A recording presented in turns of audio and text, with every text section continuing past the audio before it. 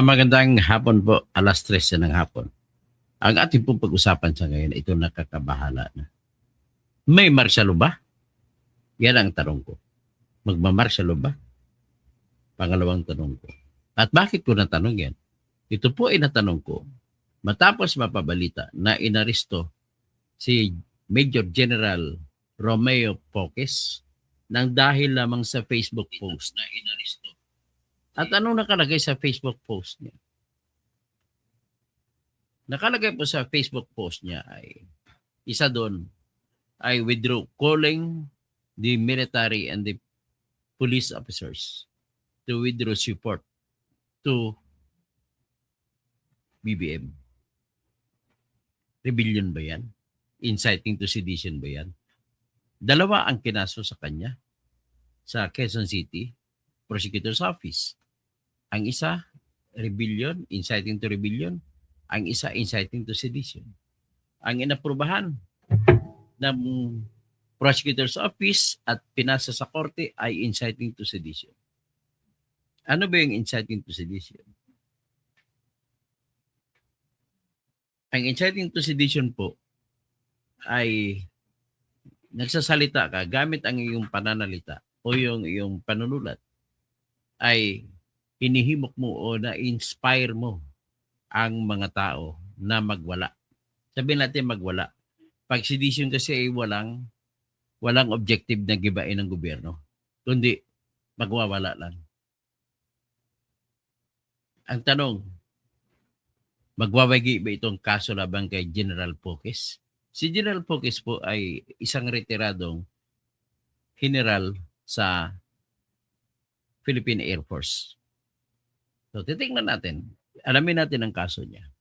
At dagdag pa niyan ay ito po yung napabalita na yung magpipirma lamang sa budget ng 2026 budget natin ay binawalan ang lahat magdala ng cellular phone. Bakit naman?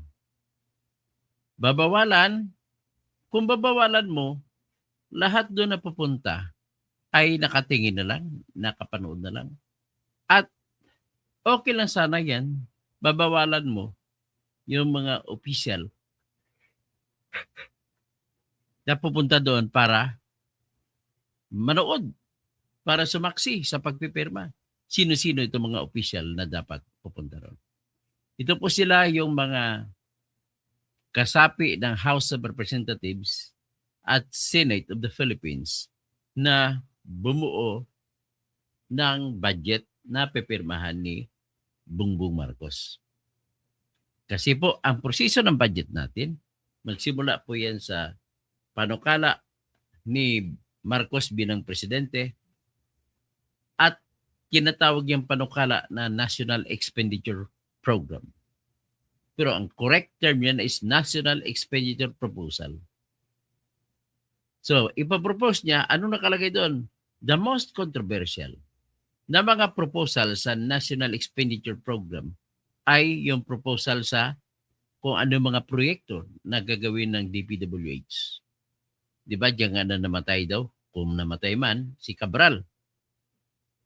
Tapos, ang DSWD, ano rin itong DSWD, napaka-controversial ito. Bakit? Kasi iyan po ang namimigay ng ayuda na dati AKAP, AX, tsaka MAIP. MAIP pa lang dating pangalan.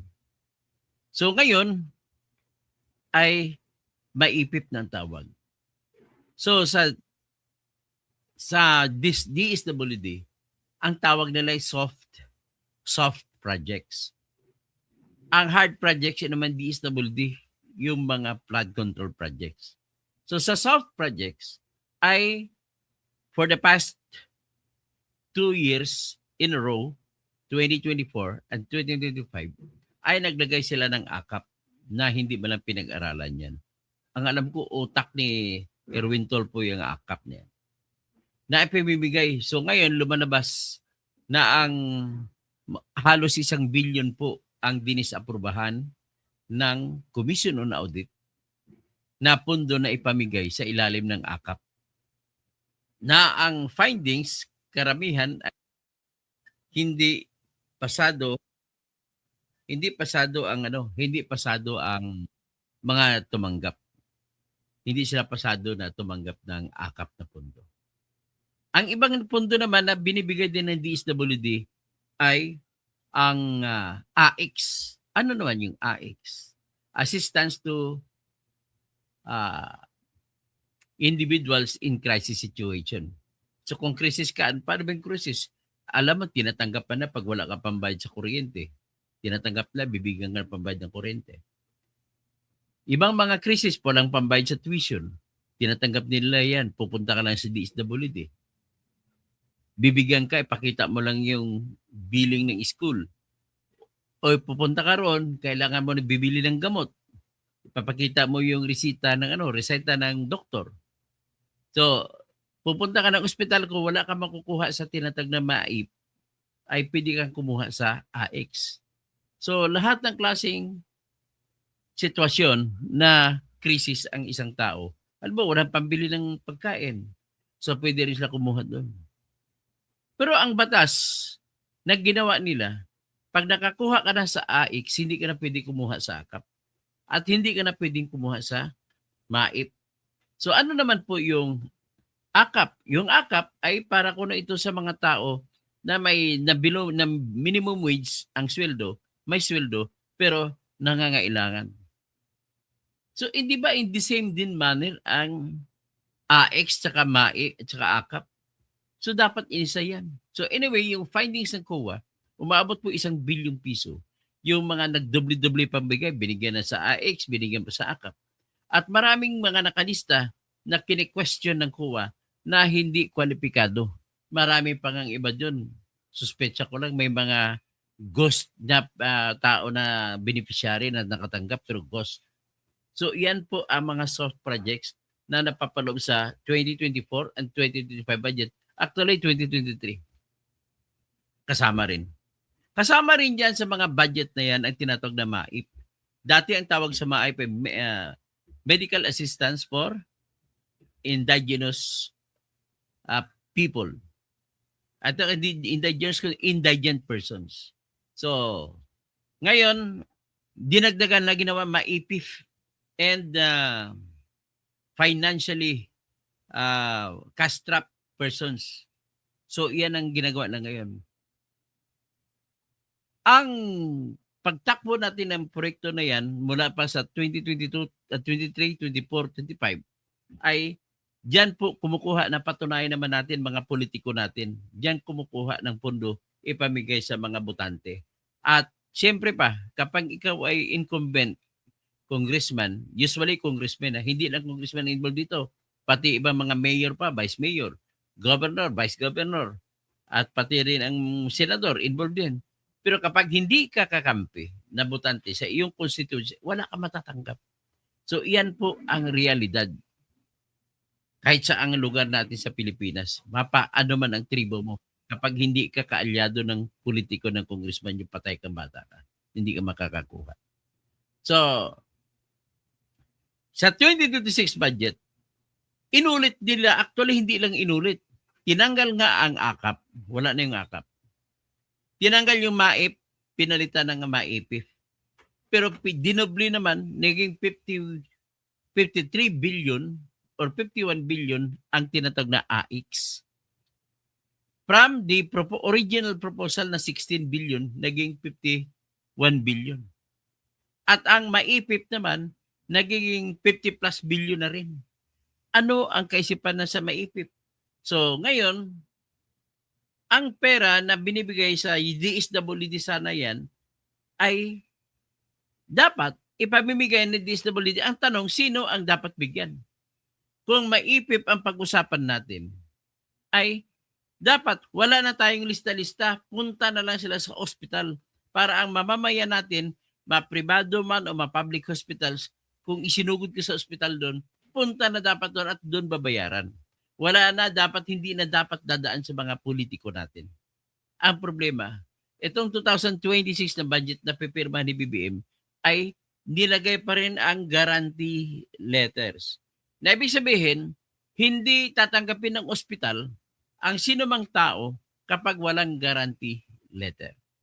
Pagka ganoon, binigyan mo pa ng pagkakataon ng mga politiko na manipulahin ang mga botante niya kung sino ang bumuboto sa kanya, iyon lamang ang pagbibigyan niya. At saka yung kumukontra sa kanya ay hindi niya na mabibigyan. Ganon po ang mangyayari at mangyayari. Kahit ano pang assurance nila, nakita naman natin sa debate sa live stream na nag-iinsisti ang mga congressmen na dapat andoon pa rin ang guarantee letters. Sa kunwari na sila lamang maka-identify kung sino yung pupunta sa kanila na humingi ng tulong sa pangako na ang bibigyan naman ay hindi lang yung botante nila. Maniniwala ka ba dyan? Hindi, siyempre. So, ngayon, yan ang isa sa pork barrel na kinukontra natin at marami ding iba kumukontra. Na dapat, tinatawag na ang basehan sa pamimigay, ang pinaka-fair na paraan sa pagbibigay ay lapitan na lamang ang ospital, bigyan ng DSWD ng pondo, ubusin nila parang voucher program. Kada lalapit, basta importante pag may lumapit na mga pasyente, kailangan may pruweba na pasyente ka sila na totoo. Para hindi naman, kasi marami ang concern natin, kagaya sa PhilHealth, maraming na kunwari may mga na ospital, naniningil, pero ang katotohanan ay hindi naman pala totoo. Kumbaga, dyan ang korupsyon. Ganito rin po ang korupsyon sa mga politiko natin. Kunwari, nagbibigay ng guarantee letter at ang kausap nila ay ang pribadong ospital. At saka siyempre, napapalusot nila kahit yung mga public hospital. Magbibigay ng guarantee letter na amount of 20,000 para assistance dito sa pasyenteng ito. Pero ang katotohanan, marami di ibang politiko na gumawa ka ng ganon, imbento ang pangalan at kukolektahin ng ospital. Ang ospital naman na makakolekta, ibibigay kay kasabot niya, yung congressman. Ganun po nangyayari.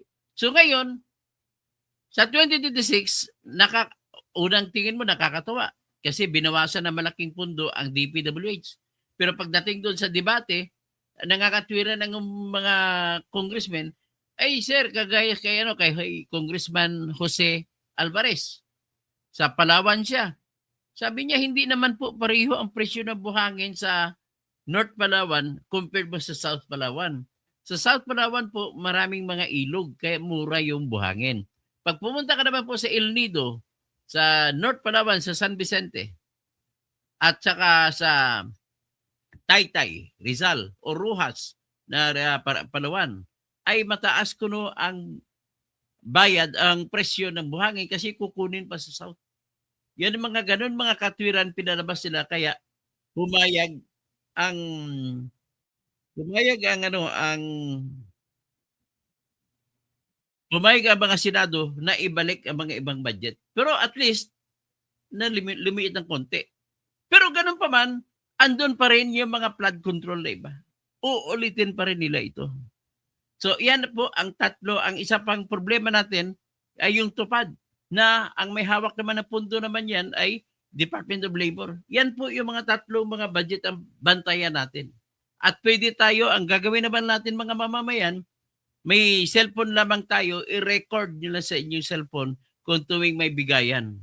I-video ninyo, huwag picture, kasi yung picture mahirap intindihin pagdating sa korte, hindi mababasa ng judge kung anong ibig sabihin. Pero kapag video, maririnig na sa salita lang mismo, ebidensya na. Ganon po ang pakiusap ko sa mga nakikinig sa akin. Kung gusto nyo makatulong kayo sa bayan ninyo, kahit saan man, pag napabalitaan nyo po na may bigayan, puntahan ninyo at kunan nyo po ng video.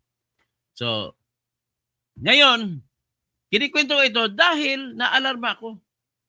Maliban kay Pokes na inaresto, ay nagpalabas ng utos ang opisina ni Auntie Claire, ni Attorney Claire Castro, na ang mga media pwede pumasok pero bunot-bunutan kung sino lang pwede makapasok, maka-attend ng event, ng signing ng budget na aprubahan ni Marcos. Ang problema, hindi okay lang yun, standard naman yun, hindi magkasya ang lugar, so palabunutan, iraraffle kung sino sa mga media pwede dumalo. Pero ang nakaalarma doon ay binawalan ang media na magdala ng kanilang cellphone. Eh di ba ang cellphone ngayon, yun ang ginagamit ng mga media na gamit para mai-record nilang event. Ibig sabihin, binabawalan mo na ngayon ang media na mag-cover. Paano nila may memorize ang nangyayari kung wala silang gamit na cellphone? Ba't binabawalan ngayon? Yun lang ang aking i-report sa inyo. Yung kay Pukis naman, balik tayo kay Pukis. Kay Pukis naman, ang akusasyon nila is inciting to sedition. Hanapin nga natin dito yung mga post ni Pukis sa Facebook. Yan ang specifically, ang sinasite nila yung post ni Pukis sa Facebook. Tingnan natin. Yung withdrawal of support daw. O kagaya ito, ipakita ko sa inyo yung mga post ni General Pukis. Kayo na mag-judge kung inciting to sedition ba ito? Nakaka-inspire ba ito na mga tao magwawala pagkatapos mabasa ang sinulat ni Pukis? Kasi po, magiging inciting to sedition lamang yan kung mayroong clear and present danger na yung tao makabasa niyan ay magwawala, kagaya sa Iran. Salita lang ni former Shah Reza Pahlavi ay magwawala na yung mga Iranian. Hindi po gaganiton ba yan sa Pilipinas? Kumpara mo, o yan. Nabasa niyo yung isang post ito ni General Pukis. Sinabi niya, hindi nabubuhay ang korupsyon sa kapangyarihan. Nabubuhay ito sa katahimikan. 2026 na, huwag tumahimik. Ano ba yan? Naka-inspire ba yan sa tao na magwala? Yan ang tanong ko. Makapag-inspire ba yan sa tao na magwala? Kung ako naman tanongin nyo, hindi po yan sapat para sabihin mo na magwawala ang lahat ng nakabasa niyan. Additionally, ano pang ibang pinost niya? Ito po yung kanyang November 30 na Long gray line. pakinggan natin. Hear this. Sapat ba itong My fellow panawagan ito Cavaliers. na magwala ang mga tao nakarinig? My fellow Cavaliers, brothers and sisters in the long gray line, hear this, not with your rank, but with your conscience. Our country is bleeding and it needs our help. A cancer of massive, pervasive, and mafia-like corruption has spread across the entire government, robbing our people of lives, homes, livelihood, and even hope. Draining our treasury, burying us in debt, driving investors away, dragging our nation toward economic collapse, and inflicting more pain and misery on millions of our struggling fellow citizens. And the harsh truth is this: corruption thrives because too many good men and women choose to remain silent. But we, PMA graduates, were not raised to be silent. We were forged into an ideal under one sacred banner: courage, integrity, loyalty. We swore an honor code that says, we will not lie, we will not cheat, we will not steal, nor tolerate those who do. Yet today, by our silence, we have tolerated the liars, we have tolerated the thieves, we have tolerated those who plunder our nation. What happened to the courage we once carried with pride? What happened to the loyalty we pledged to the Filipino people? What happened to the integrity we said was non-negotiable? My fellow Cavaliers, this is the moment when the country looks to us again not for power, not for force, but for moral leadership. Let our indignation be heard. Let our outrage be unmistakable. Let us prove that the PMA still produces men and women whose integrity cannot be bought or silenced. Let's stand up, speak out. Let us reclaim the honor that shaped all of us. And so I end with one challenge, a challenge that we all know only a true cavalier can answer. Are you all right, sirs? Mabuhay ang sambayanang Pilipino. Yan. Yan naman po ang binanggit ni ano. Not with your rank, but with your country. Sapat ba yan para makapagpagalaw sa mga tao na manggulo? Ang panawagan niya kung analisahin mo ay nilalatag niya kung anong nangyayari. At nilalatag niya na baka naman nakakalibot na ang mga kapwa niya PMR. Na meron silang tinatawag sa kanilang eskwelahan na tinatawag na honor code. The cadet does not lie, cheat, or steal, nor tolerate those who do. Yan po ang motto nila nang sa eskwelahan pa lang sila. In other words, lahat po ng klase ng pagsisinungaling, pandaraya, at pagnanakaw ay kontra sa honor code ng Philippine Military Academy.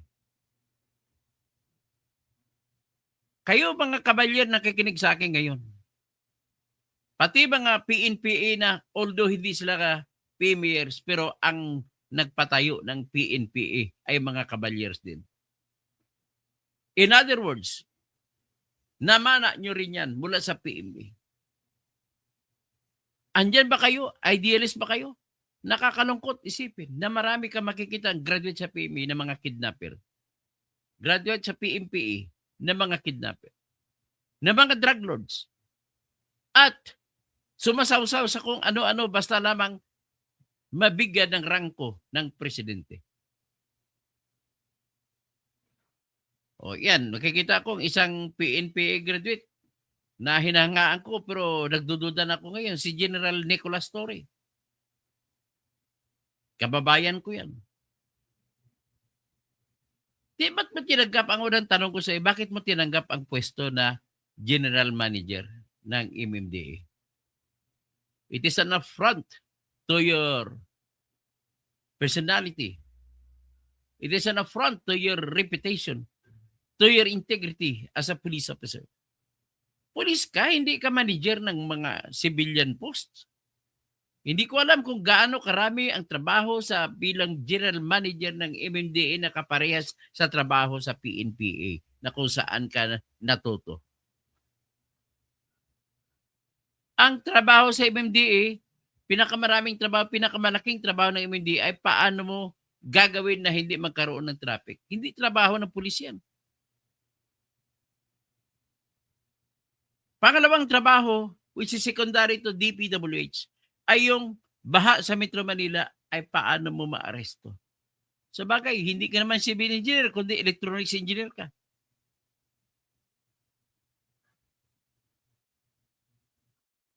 Iniimplo ko lang si Torre. Marami pang iba dyan. Mga kabalyer ko. Paano naman yan, General Browner? You are also a PMer. Paano yan, General Nartates? PMer ka rin. Ganon ba kayo? Ganon ba mga PMer? Para hubugin kayo, para magiging sip-sip? Alam mo kung matitigas lang lamang itong mga PMers, pati mga PNPA, sapat na sila makaharang sa mga korap na mga politiko.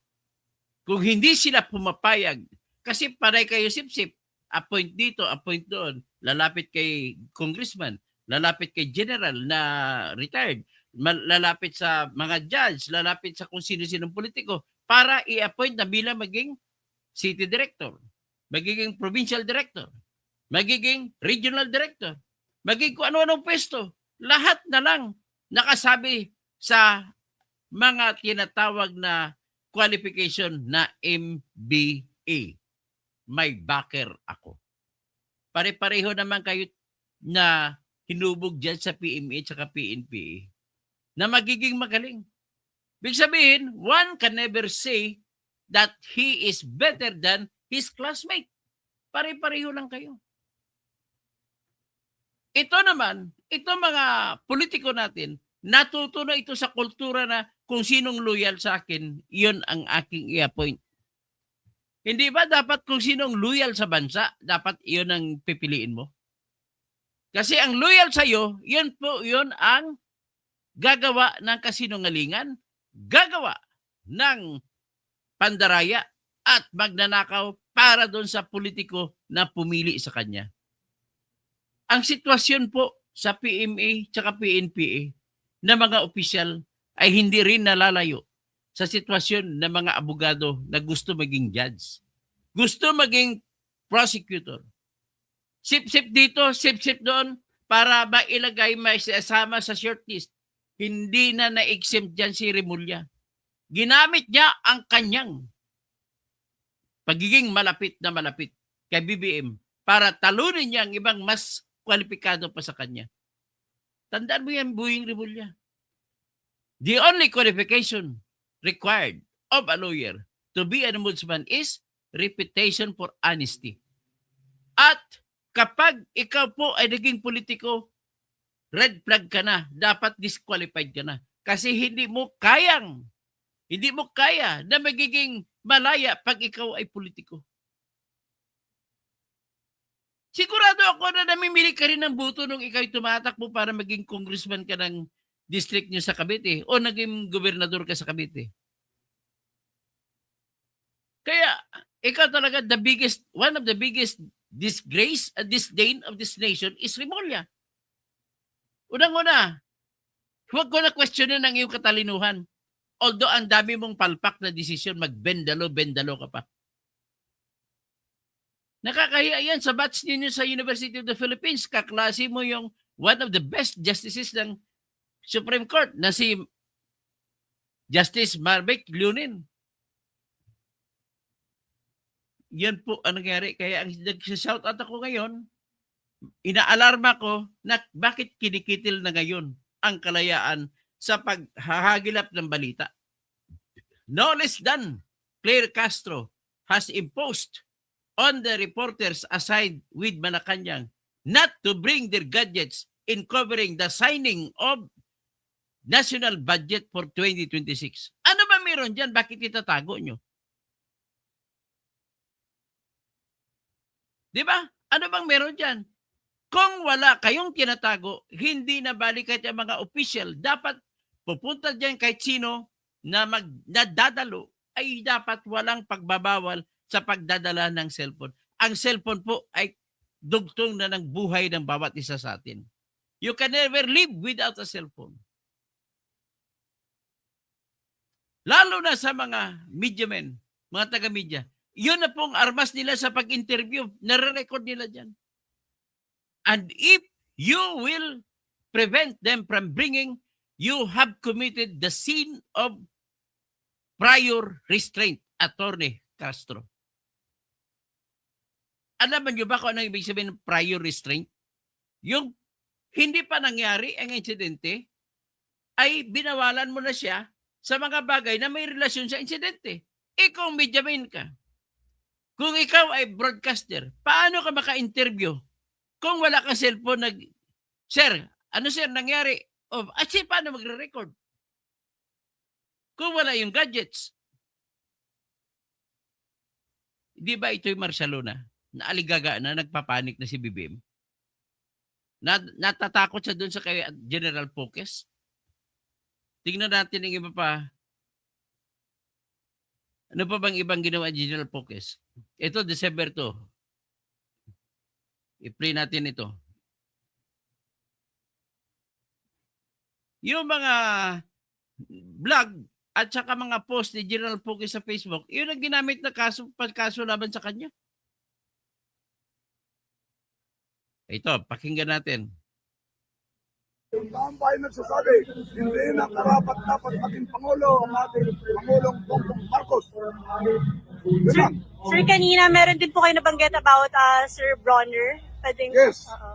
Dahil nga hindi na karapat dapat ang ating Pangulo ay napatunayan magnanakaw at saka bangag, drug addict. Hindi siya pwede maging Commander-in-Chief ng Armed Forces of the Philippines.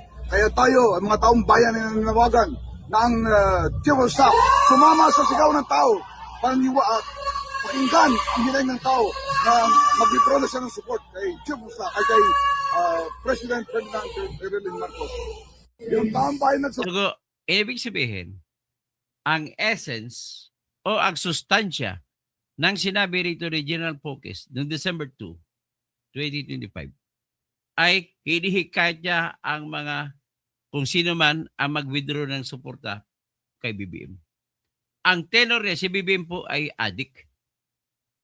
Nagnanakaw sa mali-malitang mga pagnanakaw na mga dineliver sa kanya ni Saldico. Sobrang ebidensya na po yun. Kung ang pag-usapan natin ay political decision. Iba yung kaso sa korte. Hiwala yun. At nung lately, yung pagiging bakla niya, nagpapatira pala sa bully, sa lubot. Oh. May ebidensya si Dean Chase. Nakuha ko rin mga ebidensya. Ayaw ko lang ilabas. Ang ebidensya nakikita ko, kitang-kita po yung buong katawan ni Lisa. Hubad na, hubad-hubad. Pero hindi ko ilalabas yun. Naawa ko sa kanya. Hindi po yun AI. Imposible gagawin ng AI yun. So, our leaders, Bongbong and company, are becoming crazy. The craziest of the craziness ang nangyayari sa ngayon. Craziness lang from the start, pero ngayon sila talagang crazy.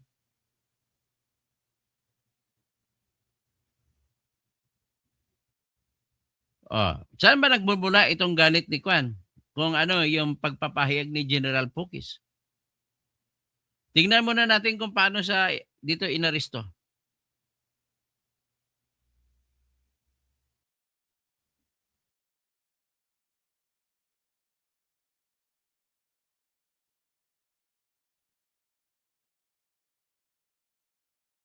Karapatan namin yon. Ito, ipa-play natin ulit. Sinong sinent? kailangan ng lawyer present. Kailangan naming makausap ang kliyente namin. We are demanding. Pasakayin niyo yung isang abogado dyan. Karapatan namin yon. Sinong senior officer? Kausapin ko po. Attorney Topacio po. Di kayo makakalabas dito ang di nyo kausapin ng lawyer. Yan. Kailangan ng lawyer present. Kailangan naming makausap ang kliyente namin. We are demanding. Pasakayin niyo yung isang abogado dyan. Karapatan namin yon. Sinong senior officer? Kausapin ko po. Attorney Topacio po. Di kayo makakalabas dito ang di nyo kausapin ng lawyer. O yan ang yan ang nangyari kanina. Ano pa bang iba?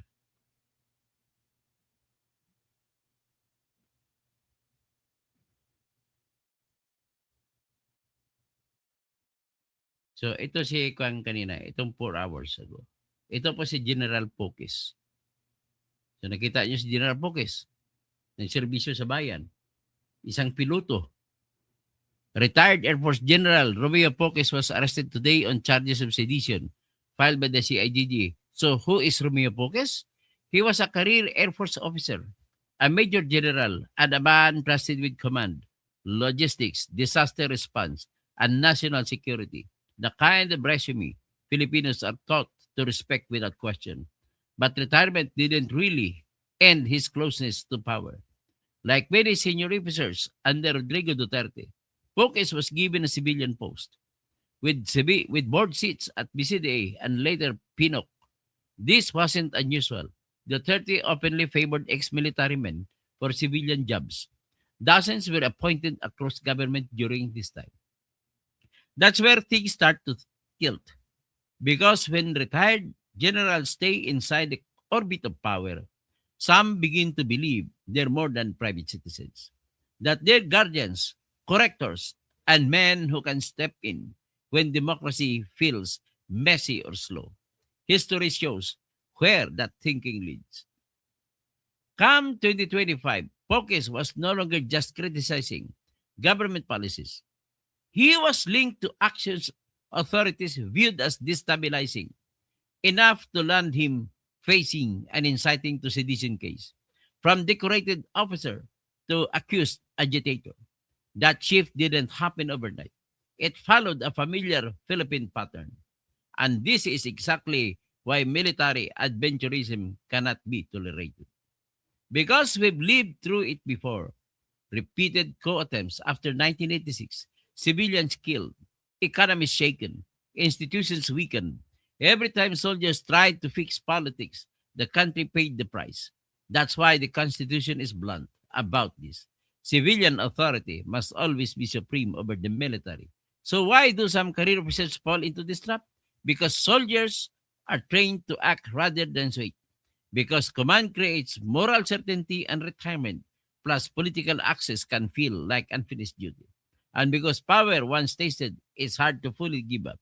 Focus story isn't just about one man. In a democracy, no amount of medals, rank. Saan na ba ako? No amount of medals, rank, or past service gives anyone the right to pressure, threaten, destabilize civilian rule. The uniform is meant to defend the Constitution, not to decide when it should be bent. Okay, sabi na ni Jerry Kakanin din. Pero ang pakita dito, yung litratong ito, this is a symbol of the weakness of the government of Bongbong Marcos. Kasi he resorted to tell his men, his lieutenants, to file cases against all persons who are going against his way. Sino ba itong baklang ito? Bakit natin papayagan yun? What is important is, let us remind them na bawal po yan, Attorney Claire Castro, ang kukunin mo, bawalan mo mga reporter na huwag magdala. Huwag magdala ng kanilang mga cellphone at gadgets pag pumunta magkukover ng mga insidente or event o ganap. So let me remind you, by reading to you the decision in the dissent of Justice Marvick Lurin, the most senior justice in the Supreme Court nowadays. Basahin po natin. Ipopost ko po.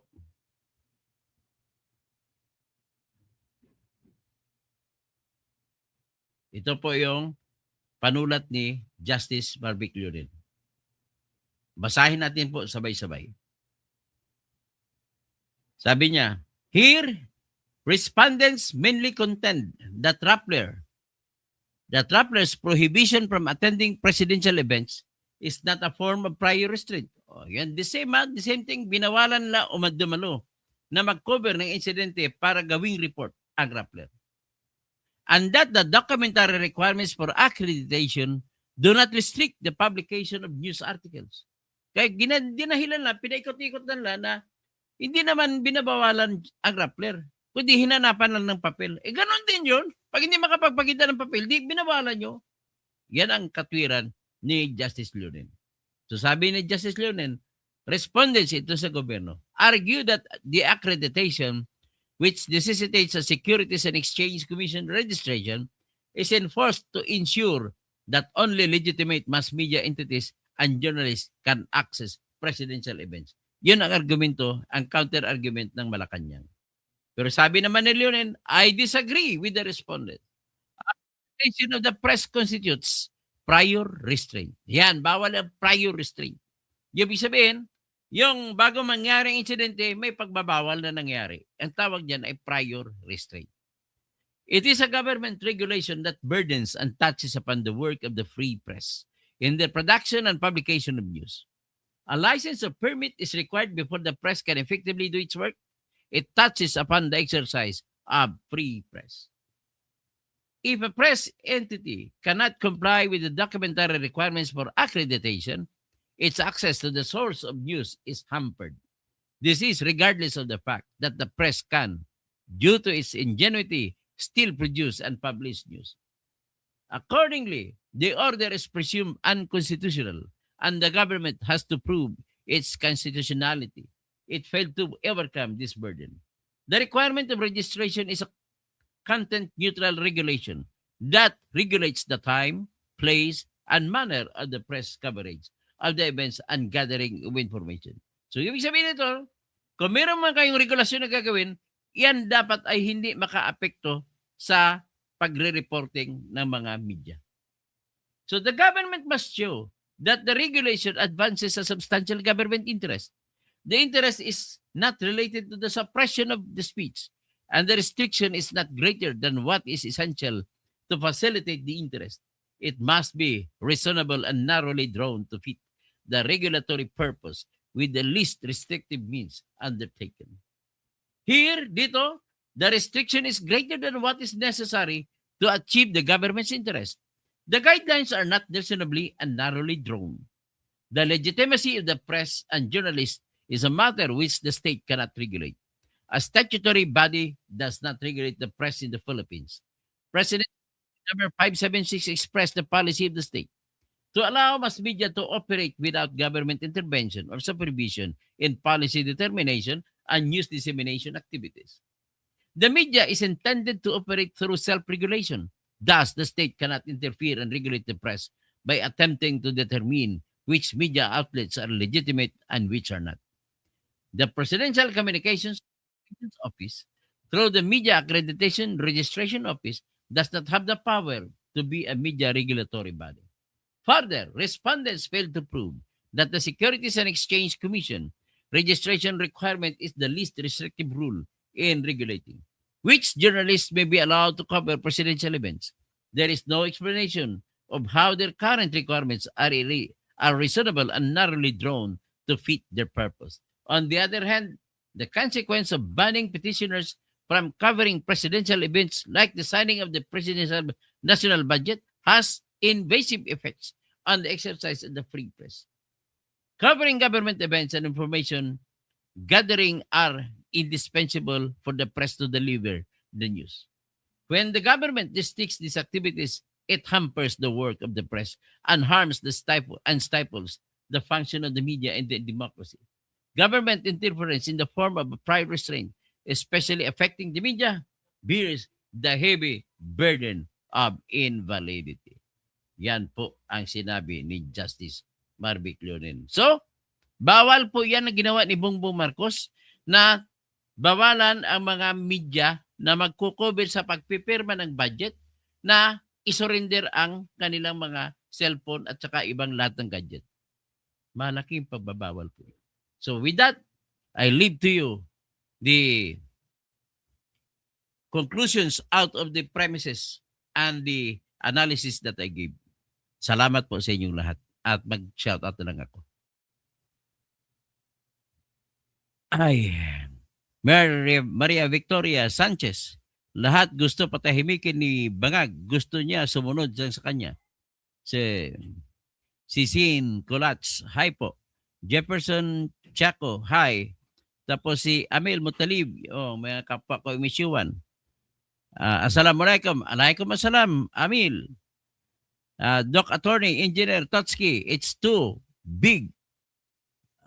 Buskag. Buli. Wala na ang Pinas. Lunod na sa korupsyon. Happy all na naman ang mga buaya. Yon. So, Lichen, like po, Bernard Magtibay, Bing Diboke, Manang Bing Diboke, good afternoon, Attorney Doc Toto. Thank you so much for the information. Henry Pineda, dapat talaga ilihin na yung PBM na yan o itapon sa PBM na yan kasi naliligaw hanggang tunay na issue. Siyempre, siya ang numero na kurakot, numero 1 kurakot, kaya siya ang naging mastermind. Talagang hindi naman lalabas yung pera sa flood control kung hindi niya pinirmahan. So, Andre Gueco, watching from Singapore, may apgat panapon sa mga kabalin na imbagamalim sa lahat ng mga kabsat.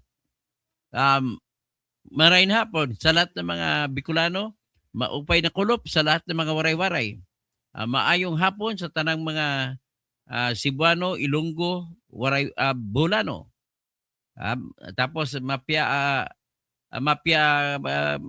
mahapon sa lahat ng mga Maranao at mga Maguindanao. Okay. Saka buenas tardes sa kay Attorney Bueno at saka lahat ng Sambuangueña. Dapat sa inyo, sabi ni Mr. YouTuber, dapat po sa inyo doon manirahan sa Middle East, China, Russia at North Korea para matutunan ninyo kung ano ang tunay na kalayaan at hindi ninyo abusuhin ang kalayaan na magtamasa natin dito sa Pinas. Ram, sir, mas matimbang na yata ngayon ang pera at power. Nakaka-low moral. Yan na problema sa mga pulis natin, mga PMERs natin. Pera-pera na rin po. Yan ang problema. Kung nawala na po yung kanilang the long gray line cut. Yung tanong ko, naputol na ba ang long gray line sa mga PMERs? I'm addressing this to all cavaliers. Robert Abribulyag. Oh, wala, hindi naman totoo sa inyo natalo. Bakit ako natalo? Kasi karing fake news. Anong sinasabi mo fake news? Pinapakita ko na sa inyo, fake news pa yun. Pinapakita balita, nagsasalita na ngayong subject matter ko. Mr. YouTuber, tama lang sa taong yan ang makulong. Ay, isa ka pa. Wala kang kwentang tao. Galaxy, maya pagat panapon. Si Rodal, puro ka ngak-ngak. Ay, walang kwenta to. Yan lang mga pang personal lamang ang mga sagot nyo sa akin. Hindi nyo kayang sumagot sa akin ng argumento na tama. Watching from Singapore, si Adria, Mr. YouTuber, kaya hindi sila tagumpay na hindi naman na pinapabagsak ang gobyerno, Mr. YouTuber. Ang pinaparesign yung namumuno sa gobyerno. Iba yun, ha? You have to be bright enough. Hindi ka matalino, Mr. YouTuber. You cannot understand between the call for the leader in a government to resign.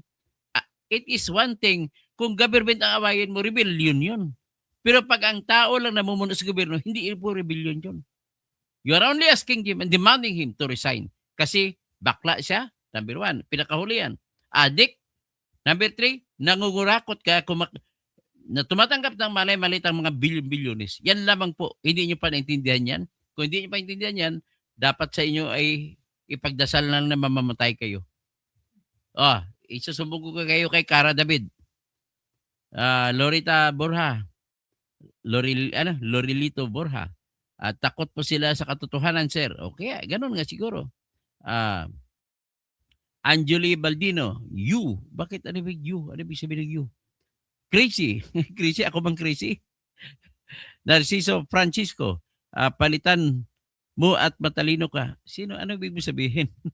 Galaxy, nakita ko po yun, sir. Grabe, yaki. Stop talking. Are you even human? Yes, I'm a human being. Ikaw, are you a human being? Or you're a troll? Or you're on a bot? Armel Guzman, ilabas mo picture, release ako. Ay, hindi ko pwede ilabas ang picture, Armel. Guzman? Naintindihan mo yung batas na tinatawag na voyeurism? Kapag wala kang consent, Lisa Aranita Marcos, bigyan mo ako ng consent, ilabas ko yung litrato mo. Nakuha sa video. Pero kung wala kang consent, hindi ko ilalabas to. Nabigyan lang ako ng litrato, hindi ko naman sabihin kung kanino ko nakuha ito. Yami si Kuya, gusto palit ang lagi magugulo sa buong bansa. Ay, nako. Nonoy, si Bunyog, kampina kay Marcos. Ay, talagang kakampi na si Insurrecto kay Marcos. Yan ang problema sa kanya. Kaya naasar ako sa tulang. Ay, Bibelin, katoto, ay yung mga galawan mo, katulad mo na talaga ng mga vlogger na didis. Hindi po ako didis, pero kumakampi ako sa katotohanan, ay Bibelin. At kung ang tinatawag mong katotohanan ay pagkakampi kay Bibim, well, nagkamali ka. You are nothing but a shit. Makoy, parang di abogado, di kaya pwede sumakay sa sakay na inaristo. Ano mga kwento mo, Makoy? You are nothing. You talk nonsense. Galaxy, nakakahiya yung presidente ng Pilipinas. Adik, what the fuck? Talagang adik, manyak pa, nagpapabuli pa. Rosemary Barbie deserve. Chris Magtas, sir, dapat makulong mga vote buying na politiko. At kurakot ang mga, siyempre pag vote buying ka, mangungurakot ka talaga. Si Mr. YouTuber, ang tawag dyan ay mga abogado na matalino pero walang alam. Ay, ikaw ang walang alam. Kung ano naman sabi mo, kalayo ng mga logic mo. Makoy buti nga sa kanya. Sino bang buti sa kanya? Mga bubo, mga DDS, pag tinabong bubo, parang sinasabi mo, bubo ako. Kasi tawag niyo sa akin DDS. Di ba? Ba't matalino ka ba? Oh, ang problema sa inyo, kapag every time na tinatawag niyo ang tao na bobo na DDS, ang feeling niyan, ang mas marami nasasaktan yung mga Bisaya sa Luzon at saka Mindanao. Bisaya at saka Mindanao. Kasi ang feeling namin ng mga Bisaya, minamata-mata nyo kami, inaalipusta nyo kami. Na feeling nyo kayo lang magaling. Ha? Ang magaling ay yung ibubuto si BBM. Tama ba yon?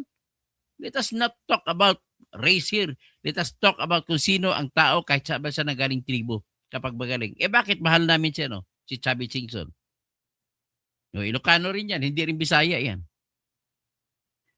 Helen Baguio, Edwin Nabon, yan ka na naman. Ay, wala kang kwentang basahin. Mr. Ritober, I don't like to read your, kapabalik-balik ka lang, ang kabubuhan eh.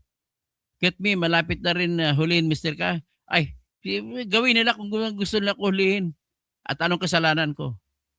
Kung ako yan, kargalan ka, tanggalan ko po ng pensyon.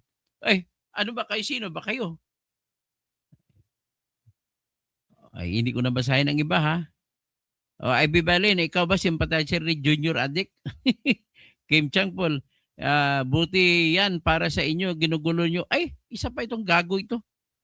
Pasensya na, natawag kitang gago kasi bubo ka eh. Sino pang iba?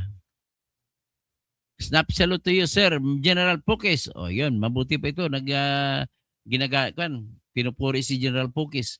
Chris Bagtas, makulang ang mga criminals na politiko sa buong mundo. Dapat isama na ni Trump, bunutin si Bongbong Marcos. Teniente Gilbert Rodriguez, napatunayan niya ito sa kanyang ama na kinontrol ang media noon, martial law. Tama po yan, mga maupay nga kulop, Lieutenant Rodriguez.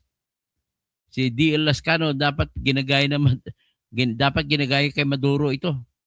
Okay, sino pa? Si Mr. Ritubel, hindi ko nabasahin yan. Chris Bagtas, God bless you all, thanks. Carolina Anardo, BBM resign now. Rolando Catildrilla, mga kamag-anak ng kaibigan ko si Alex, na one of the best Ilonggo composer, Alex Catildrilla. Ikakasal ka na. Yan ang kanta niya na ginawa. So, mga trolls at bangag, isama na yan sa wish ni Cara David. Yan dapat isama. Si Andrea, salamat po. Magbadala, bigyan nyo naman ako. Wala akong pera eh. Bigyan nyo naman ako ng super sticker. Yan na kung okay na sa inyo. Pero kung hindi, okay lang. Incapable of governance po si BBM. Sabi naman ni Litod. Edwin Nabon, anong maleta? Maleta na ngayon eh. Silent martial law ang gilaw ng admin. Rolando Catedrilla, grabing hinahunting nga nila si Dean Chase. Sinira nila ang locker nila Mr. Tubig at Dean Chase. Kanila ng milyones. Grabe ha. Yan ang bagong balita. Hinahunting na ngayon si Mr. Tubig. Yung taong nagbuli kay Bugbong. At saka kumants din kay Lisa. Elson Hisona. Ano pa yung buli? Ang buli po salitang Ilonggo. Nang ibig sabihin po ipuwit. Rolando Catedrilla, kasabwat, dibumbong ang mga trolls dahil bayad sila sa ninakaw nila. RV, Kim Changpol, bulag ka lang kung less evil si bibi mo. Tapos Nora Irinco, tanong ko lang, totoo po ba na adik si BBM? Yes, totoo po adik si BBM. Maupay nga kulop ha. Alam ko waray-waray ka, Mr. Irinco, Ma'am Irinco, Nora. D. Lascano, dapat yan ginagaya na presidente ng Venezuela na kinaladkad. Rolando Catedrilla, mga kasabot ni Bangag, nasa wishlist na ni Cara David. Edwin Nabon, anong race ni Kim? Sino si Kim? Anong race ni Kim? Hindi ko na mabasa. Pag ikaw hinuli, saya ng mga tao, iwan ko sa iyo. Baxpo TV, maraming salamat doon sa pag-share mo ng kaalaman as a lawyer, hindi basta-basta ang mga aral ng law at pumasa sa barism. DLS Canon, dapat yan ginagaya kay Maduro. Tapos si Edwina Bon, ay wala, galit sa DDS. Siguro DDS ka lang na DDS. Ha? Bakit mo pag tumatawag ka sa DDS, dinidiscriminate mo po kami mga Bisaya. Ganun lang, tinatawagin mo pang bubo. But the truth is, many Bisayans are very intelligent. Ganun na po. Si Marcelito Pumoy, Bisaya. Pero nagpa-selfie pa sa kanya si President Trump. O, di ba? Gerson Forbes, mayabang kang kalbo ka. Carmelita Peña, ako, BB Marcos pa rin kami forever. Ibig sabihin na isa ka nagdagdag sa kasiraan sa bayan natin kasi pagiging loyalista mo, yun ang padagdag sira. Ha, Carmel? So, next time, do not be proud. Ang proud ka kay BBM na adik, ha? Manyak, tapos kawatan, ay wag ko sa iyo. Hindi siya Ilocano, ha, kundi siya ay Bisaya na Waray at saka Ilocano. Pero siya po ay kawatan. Wag niya. Ang problema kay BBM, sinasangkalan niya doon siya humuhugot ng lakas loob sa mga Ilocano. Hindi niyo ba alam ng Ilocano na ginagamit lang kayo ni BBM? So, Edwina Ban, wala, bubo ka. Sino pa? Si Judge Style.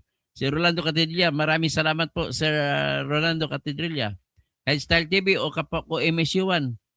Judge Style TV dyan sa Saipan, sa the territory of the United States of America.